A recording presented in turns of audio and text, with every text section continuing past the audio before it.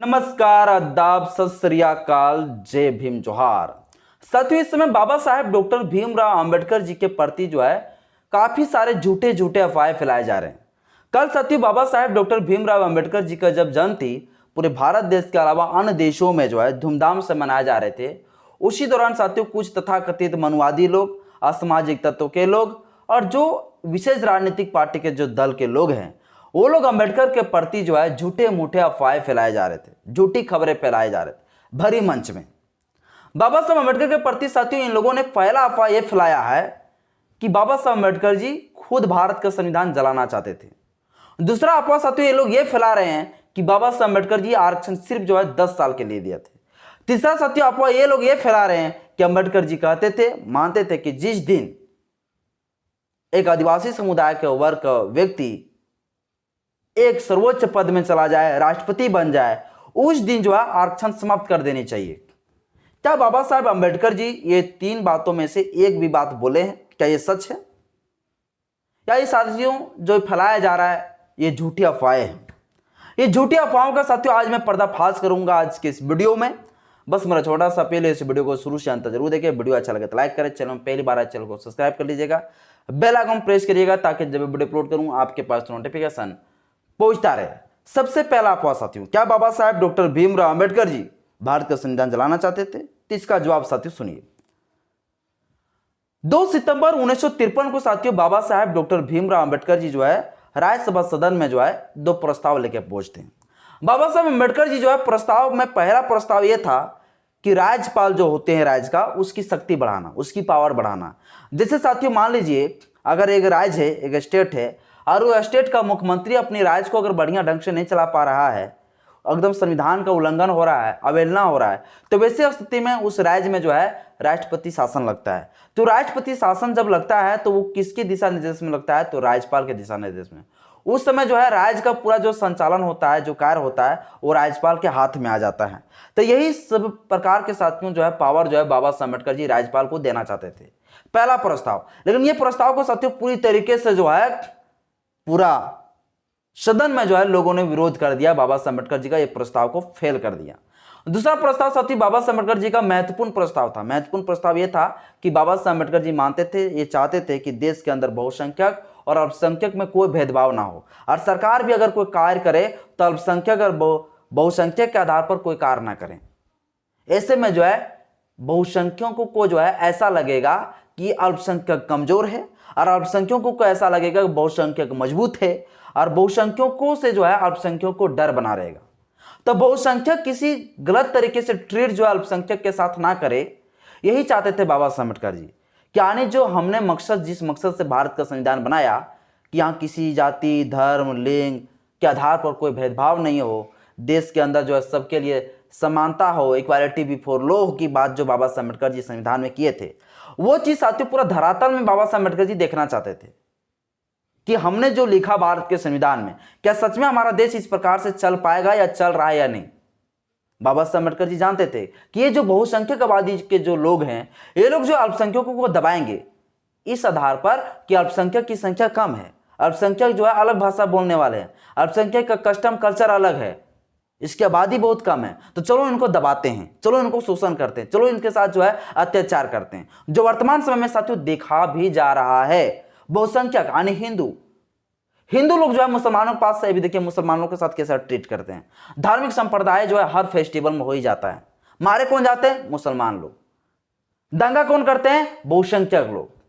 बहुसंख्यक कौन है? हिंदू लोग। अल्पसंख्यक कौन? मुसलमान लोग। मारे जाते मुसलमान लोग। सिखों के साथ अत्याचार, क्रिश्चियनों के साथ अत्याचार, अल्पसंख्यकों के साथ, पूरे जितने अल्पसंख्यक है सबके साथ अत्याचार, बौद्धों के साथ अत्याचार।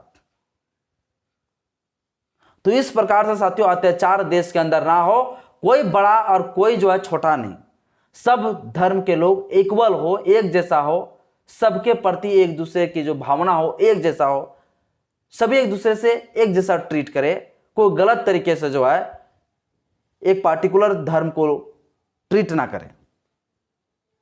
ये साथियों बाबा साहब अम्बेडकर जी चाहते थे।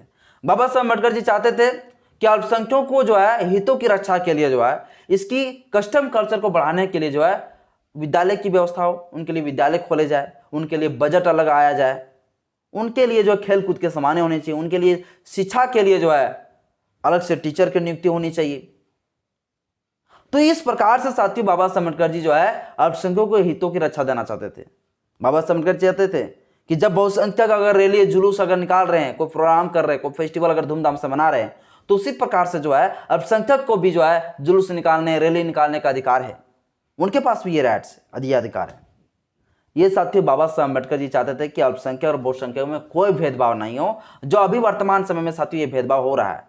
लेकिन ये प्रस्ताव जब बाबा साहब अम्बेडकर जी सदन में रखें तो लोगों ने विरोध करना शुरू किया, बोला नहीं ऐसा तो बिल्कुल भी नहीं होगा। तब बाबा साहब अम्बेडकर जी साथियों गुस्से में आकर कहें कि जिस मकसद से मैंने भारत का संविधान बनाया वो मकसद तो पूरा हो ही नहीं रहा है।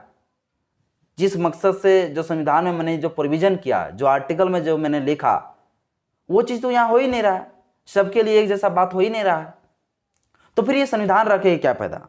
तो बाबा साहब अम्बेडकर जी ने गुस्से में आकर कहा कि जब कभी अगर ऐसा नौबत आए भारत का संविधान जलाने में, तो सबसे पहला मैं ही व्यक्ति हूंगा जो भारत का संविधान को मैं जला दूंगा। इसका जवाब साथियों बाबा साहब अम्बेडकर जी 19 मार्च 1955 को 2 साल के बाद जो है जवाब देते हैं। एक अनूप सिंह सांसद थे जो पंजाब के रहने वाले, वो बाबा साहब अम्बेडकर जी को फिर से राज्यसभा सदन में सवाल पूछते हैं कि अम्बेडकर जी आप 2 साल पहले बोले थे कि हम भारत का संविधान को जला देंगे, आप इस बात को क्यों बोले थे। तो बाबा साहब डॉक्टर भीमराव अम्बेडकर जी जवाब देते हैं कि बताइए आप हिंदू है। बोला हाँ। तो आप अगर मान लीजिए एक मंदिर बनाते हैं तो मंदिर किस लिए बनाते हैं, भगवान के लिए, देवता के लिए। अगर उस मंदिर में अगर राक्षस रहने लगे, असुर रहने लगे, तो आप क्या करेंगे, उस मंदिर को तोड़ देना ही चाहेंगे। ये साथियों बाबा साहब अम्बेडकर जी कहते थे। बाबा साहब अम्बेडकर जी ने कहा कि मैंने जिस प्रकार से एक मंदिर बनाया जहां पे देवता होना चाहिए, वहां पर असुर आ गए, राक्षस आ गए, जो संविधान को पूर्ण तरीके से लागू ही नहीं होने दे रहे, तो ये संविधान रख के क्या फायदा। इसलिए मैंने गुस्सा में इस बात को आके बोला था। भगवान साथियों बाबा साहब अम्बेडकर जी संविधान कभी भी जलाना नहीं चाहते थे। जब बाबा साहब अम्बेडकर जी इतना शोषण अत्याचार सह कर जो है लाखों करोड़ों नागरिकों को एक झटके में जो है गुलामी को मिटाकर आज़ादी दे दिया, वो बाबा साहब अम्बेडकर जी क्या संविधान जलाना चाहते होंगे, नहीं। गुस्सा में साथियों आकर इस चीज को बोले थे।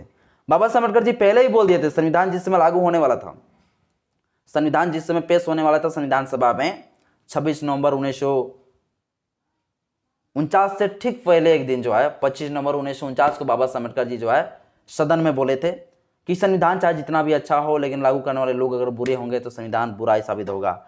संविधान चाहे जितना भी बुरा होगा लेकिन लागू करने वाले लोग यदि अच्छे होंगे तो संविधान अच्छा ही साबित होगा।